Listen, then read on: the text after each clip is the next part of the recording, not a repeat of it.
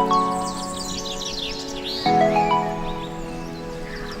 untuk respondennya mungkin kita mulai dulu ya, karena sudah jam 10 lebih 7 menit.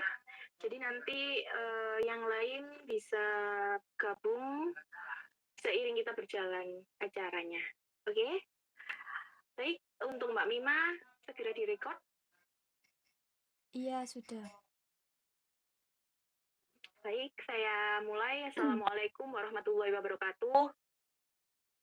Waalaikumsalam warahmatullahi wabarakatuh.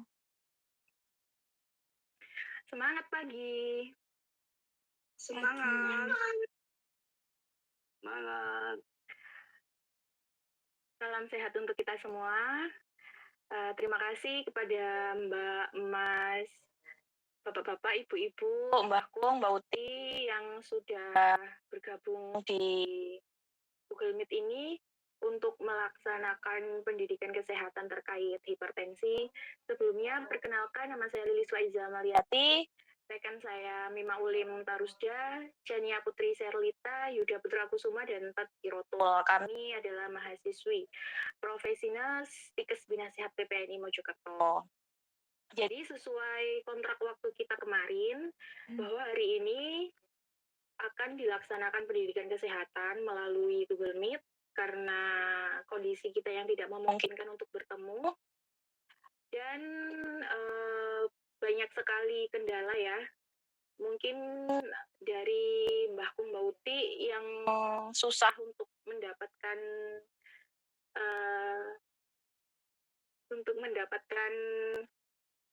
handphone ataupun melalui Google Meet seperti ini. Jadi di sini ada perwakilan dari beberapa keluarga, mungkin dari anaknya, keponakannya, begitu. Jadi nanti sekiranya bisa mengikuti acara ini dengan baik dan dapat menyampaikan informasi kepada Mbah Kum Mbak Utinya. Seperti itu. Sebelumnya di sini sudah respondennya ini sudah termasuk hipertensi semuanya dari beberapa dusun, desa, bahkan dari beberapa kota yang berbeda.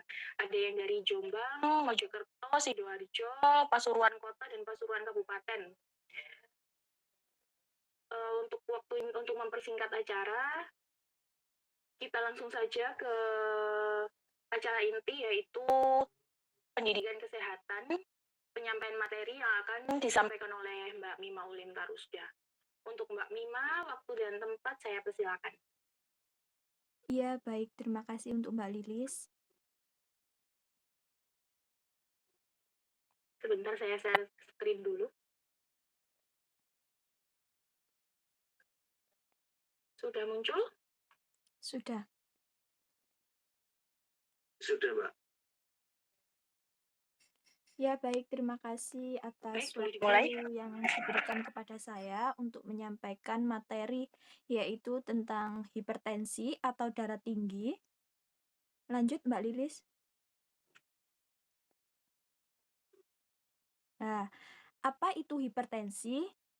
Jadi, hipertensi menurut WHO, batas tekanan darah yang masih dianggap normal adalah 140/90 mmHg dan tekanan darah sama atau di atas 160/95 mmHg dinyatakan hipertensi.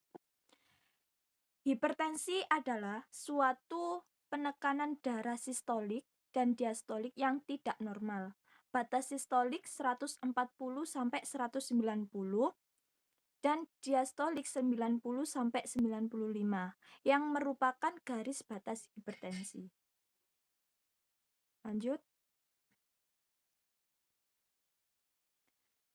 Menurut WHO, normal sistolik yaitu kurang dari 140 mmHg dan diastolik kurang dari 90 mmHg. Untuk tahap pertama yaitu 140 sampai 159 itu sistoliknya dan diastoliknya 90 sampai 99. Untuk tahap kedua, sistoliknya yaitu 160 sampai 179 diastoliknya 100 sampai 109. Untuk tahap ketiga 180 sampai 209. Untuk diastoliknya 110 sampai 120. Dan untuk tahap terakhir yaitu lebih dari 210 sistoliknya, yang diastoliknya itu lebih dari 120 mmHg. Nah, ini penyebab hipertensi atau penyebab darah tinggi. Yang pertama yaitu asupan garam yang tinggi, yang kedua stres psikologis, yang ketiga faktor genetik atau keturunan, yang keempat kurangnya olahraga, yang kelima kebiasaan hidup yang tidak baik seperti merokok dan alkohol, dan yang keenam penyempitan pembuluh darah oleh lemak atau kolesterol tinggi, dan yang ketujuh peningkatan usia, dan yang terakhir yaitu kegemukan.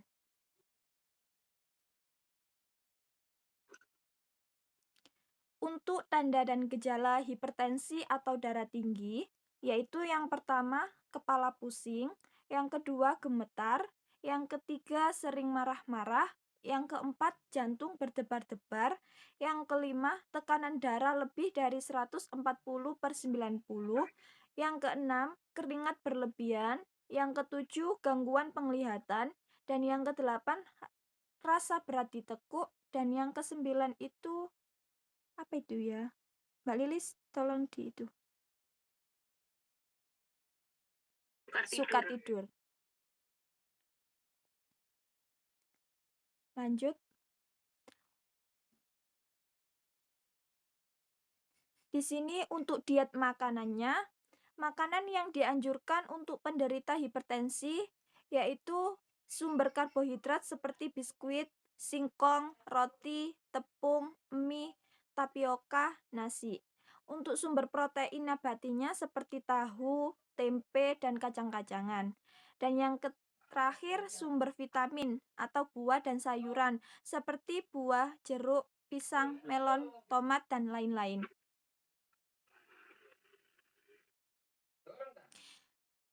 Untuk pencegahan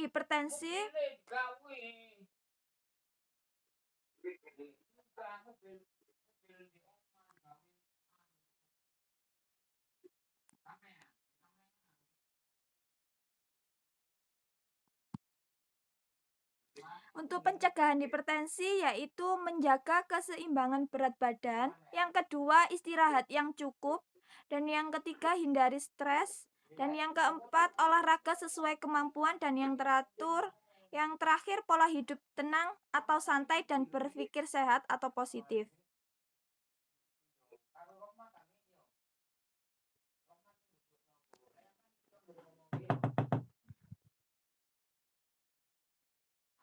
Untuk pencegahan hipertensi yaitu yang pertama hindari merokok dan minum minuman yang beralkohol. Yang kedua mengurangi makanan yang mengandung banyak lemak dan garam.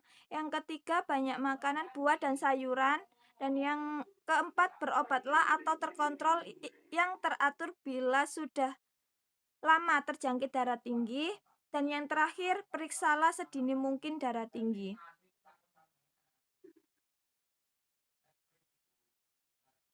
Untuk apa saja yang boleh dimakan? Makanan yang diperbolehkan yaitu semua bahan makanan segar atau diolah tanpa garam. Contohnya yaitu kacang-kacangan, dan yang kedua semua sayuran dan buah.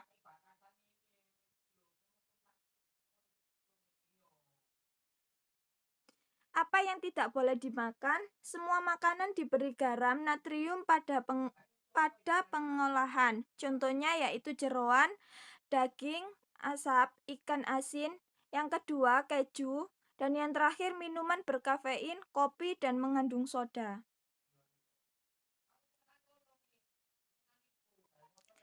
Baik, terima kasih. Itu penyampaian dari materi kelompok kami tentang darah tinggi.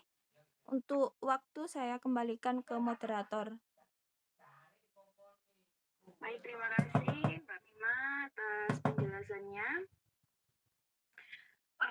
Untuk sesi berikutnya saya buka sesi diskusi yaitu tanya jawab. Jadi di sini untuk mbak-mbak, mas-mas, bapak-bapak, ibu-ibu, mbahku, mbak Uti yang mempunyai permasalahan terkait hipertensi, kebiasaan hipertensi di rumah, apa saja bisa ditanyakan. Seperti itu. Monggo.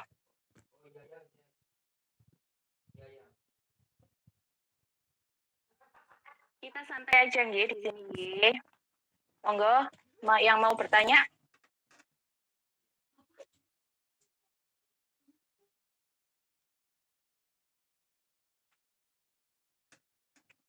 Saya mau bertanya. Ya, dengan atas nama siapa ini Mbak Anindya Rizky?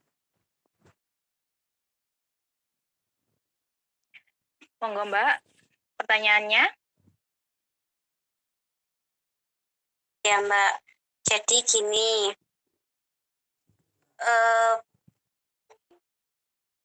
bude saya kan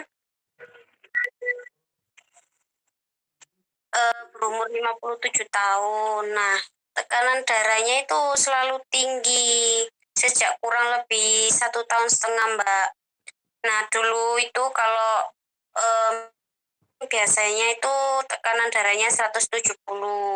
Nah, kalau tidak merasa pusing atau normal itu biasanya 140 atau 150-an. Nah, ini sudah berjalan 3 bulan kontrol rutin ke dokter. Nah, dari dokter itu dikasih obat bisoprolol atau apa itu Mbak. Nah, itu dikonsumsi setiap hari, 1 kali 1. Dan dianjurkan jalan pagi rutin 30 menitan atau keliling-keliling kampung itu Mbak. Nah, 1 minggu itu 4-5 kali. Nah, terus 2 bulan terakhir ini tekanan darahnya itu sudah mulai membaik Mbak, sekitar 130-an dan sudah tidak pernah merasakan pusing. Nah, menurut Mbak itu apakah apa yang harus dilakukan? Nah, apakah obatnya itu boleh di stop atau karena bude saya itu juga kadang sulit untuk minum obat kalau tidak dibujuk dulu sama orang rumah, itu bagaimana Mbak? Terima kasih. Iya, terima kasih Mbak Anindya Rizky atas pertanyaannya. Tadi masalahnya budenya ya. Memang hipertensi itu tidak stabil naik turun ya, diimbangi juga dengan minum obat rutin dan aktivitas ringan. Baik, pertanyaannya tadi, apakah obatnya sudah boleh di stop karena tekanan darahnya sudah stabil 130 nggih? Iya Mbak. Baik, untuk pertanyaannya Mbak Anindya Rizky mungkin kita tampung dulu, jadi nanti di sesi tanya jawab di terakhir kita jawab secara bersama-sama. Untuk pertanyaan kedua, saya persilakan, monggo. Ada lagi? Saya mau tanya. Oke, siapa dulu ini? Mbak Nur, monggo Mbak Nur. Oke. Begini Mbak, keluarga saya kan ada yang mengalami hipertensi. Lah ibu saya yang hipertensi, tetapi ayah saya itu normal saja Mbak. Malah terkadang itu darahnya itu rendah. Dan kakak saya laki-laki itu sering merasakan pusing, kemudian diperiksakan ke dokter. Dan setelah itu juga itu kadang darahnya itu kadang tinggi gitu Mbak. Dan saya ini kan takut gitu Mbak, nanti saya juga mengalami darah tinggi atau enggak. Terima kasih. Sama-sama, berarti di sini pertanyaannya lebih ke takut ya, apakah nanti juga mengalami hipertensi sama dengan orang tuanya, sama dengan siapa tadi, ibunya ya? Atau tidak? Oke, kita tampung dulu pertanyaannya. Untuk pertanyaan selanjutnya, monggo. Saya mau bertanya Mbak. Ya, Mbak Dian Andini, monggo. Begini Mbak ya, kan ibu saya kemarin itu kan periksa di Puskesmas. Terus didiagnosanya itu katanya tekanan darah tinggi. Terus bulan depan itu kan sudah mulai puasa gitu Mbak ya. Terus apakah tekanan darah tinggi itu diperbolehkan untuk berpuasa, Mbak? Terima kasih. Iya, terima kasih atas pertanyaannya. Bagus banget ya, kita bulan depan sudah memasuki bulan Ramadan. Masya Allah. Jadi pertanyaannya tadi, apakah pasien dengan darah tinggi diperbolehkan puasa? Oke, karena terdiagnosanya baru kemarin-kemarin. Baik. Ada pertanyaan ini lagi mungkin? Jika tidak ada, saya tutup. Jadi 3 pertanyaan untuk mempersingkat waktu. Sudah ya sepertinya ya. Baik, di sini pertanyaan untuk sesi pertanyaan saya tutup. Sekarang untuk sesi menjawab, saya persilakan untuk teman-teman dari kelompok 12, mungkin Mas Yuda atau Mbak Chania atau Mbak Tat Kirotul. Monggo dijawab pertanyaannya. Ada dari Mbak Anindya, Mbak Nur, dan Mbak Dian Andini.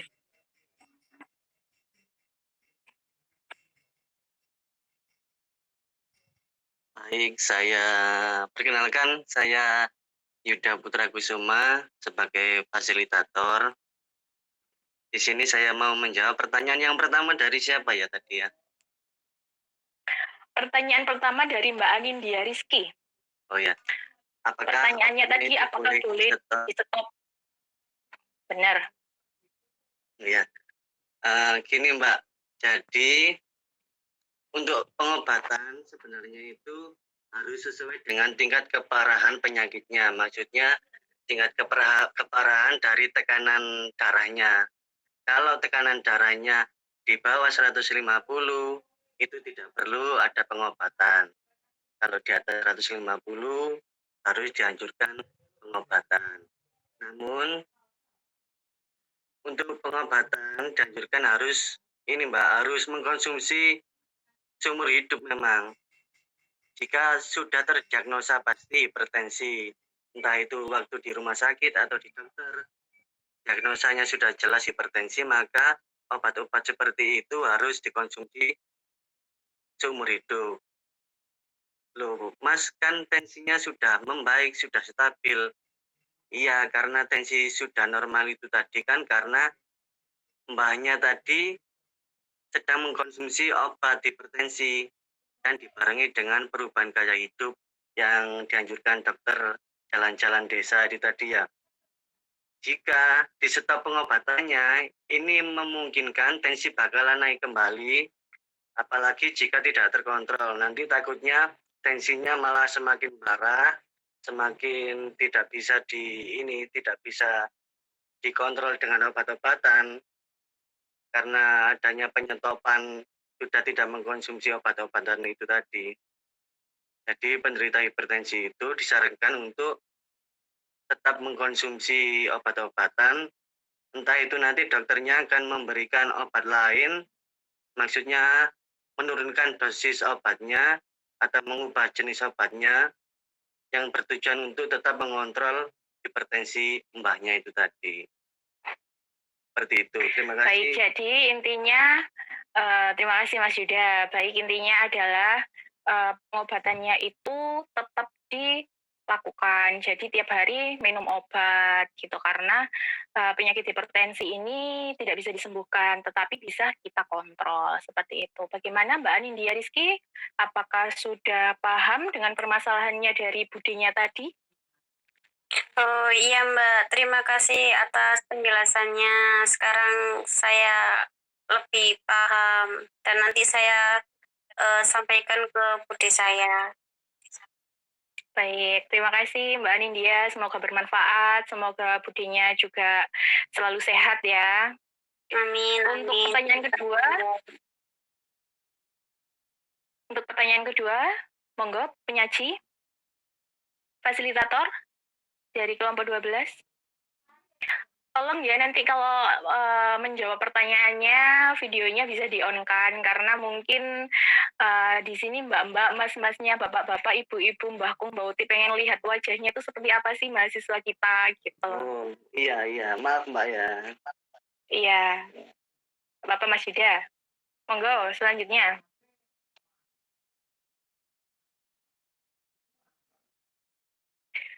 Selanjutnya pertanyaan dari Mbak Dian dan Mbak Nur. Siapa yang menjawab? Mbak Jania, Mbak Tat? Baik, saya akan menjawab pertanyaan dari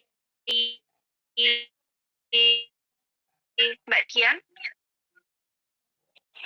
Baik, Mbak Jania akan menjawab dari pertanyaan Mbak Dian. Tadi pertanyaannya untuk penderita hipertensi boleh berpuasa atau tidak, gitu ya? Oke. Sebenarnya berpuasa bagi pasien hipertensi tidak dilarang, asalkan tidak ada penyakit lain yang memperberat kondisinya. Berpuasa juga ada manfaatnya untuk pasien hipertensi, untuk menurunkan kolesterol, untuk mengontrol diabetes, mengurangi berat badan, membuang racun dalam tubuh, dan juga membantu menurunkan tekanan darah.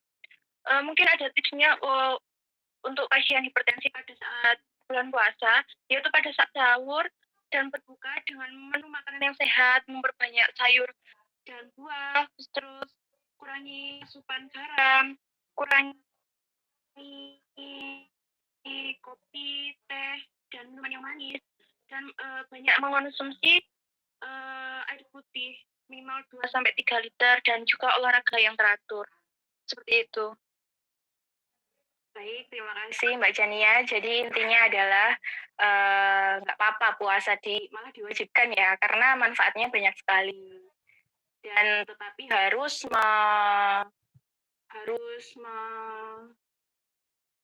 melihat diet makanannya, apa saja yang diperbolehkan dan tidak diperbolehkan untuk penyakit hipertensi ini. Begitu, Mbak Dian. Bagaimana? Apakah ada yang ingin ditanyakan kembali atau masih belum paham? Alhamdulillah Mbak sudah paham. Terima kasih banyak Mbak ya. Iya, sama-sama Mbak. Semoga sehat selalu. Untuk pertanyaan terakhir, mungkin bisa dijawab oleh Mbak Tat Kirotul. Monggo. Kita menjawab dari pertanyaan Mbak Nur ya. Tadi kan Mbak Nur kan tanya tentang apakah bisa menurun di keluarganya ya, kalau nggak salah ya Mbak ya. Mbak Lilis? Bisa. Ya, benar sekali. Mbak Nur takut kalau nanti mengalami hipertensi yang sama dengan ibunya. Iya, baik.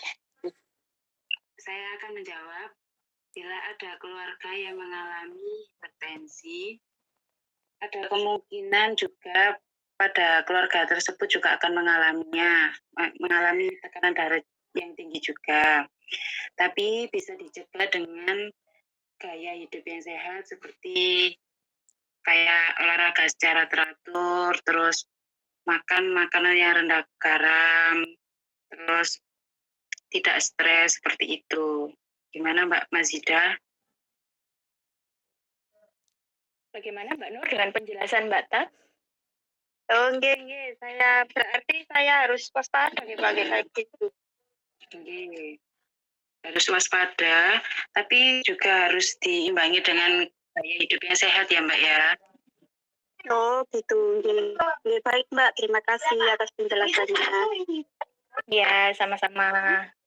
Terima kasih Mbak Tat dan Mbak Nur. Sehingga diskusi ini sudah berjalan nyaman ya. Kita santai di sini semuanya. Mungkin ada pertanyaan lagi mungkin?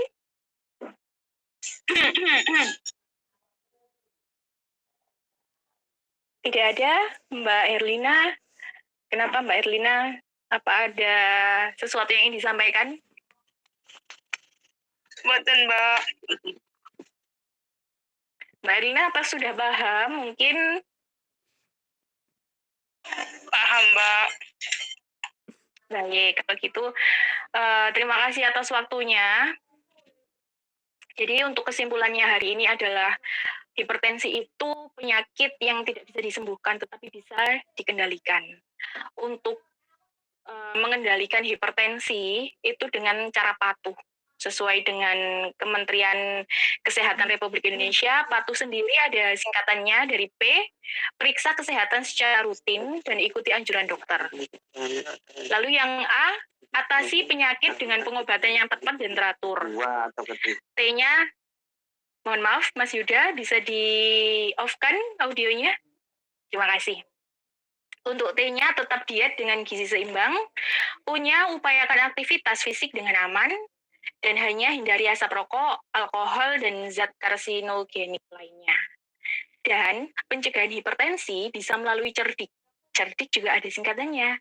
Menurut Kementerian Kesehatan Republik Indonesia, C-nya adalah cek kesehatan secara rutin, E-nya enyahkan asap rokok, R-nya rajin aktivitas fisik, D-nya diet seimbang, I-nya istirahat cukup, dan K-nya adalah kelola stres. Jadi di sini Mbak Kung, Mbak Uti, Bapak-bapak, Ibu-ibu, Mas, Mbak semuanya, semoga bermanfaat untuk pertemuan kita kali ini, dan nanti evaluasinya ada kita yang kemarin akan mendatangi ke rumah Mbak-mbak, Bapak-bapak lagi untuk mengevaluasi dan mengisi angket terkait dengan pendidikan kesehatan yang kita lakukan hari ini. Seperti itu.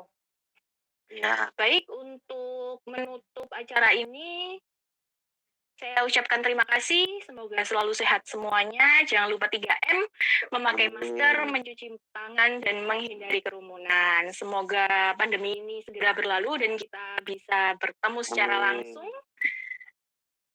amin. Ucap terakhir, wassalamualaikum warahmatullahi wabarakatuh. Terima kasih atas waktunya. Waalaikumsalam warahmatullahi Waalaikumsalam. wabarakatuh. Wabarakatuh.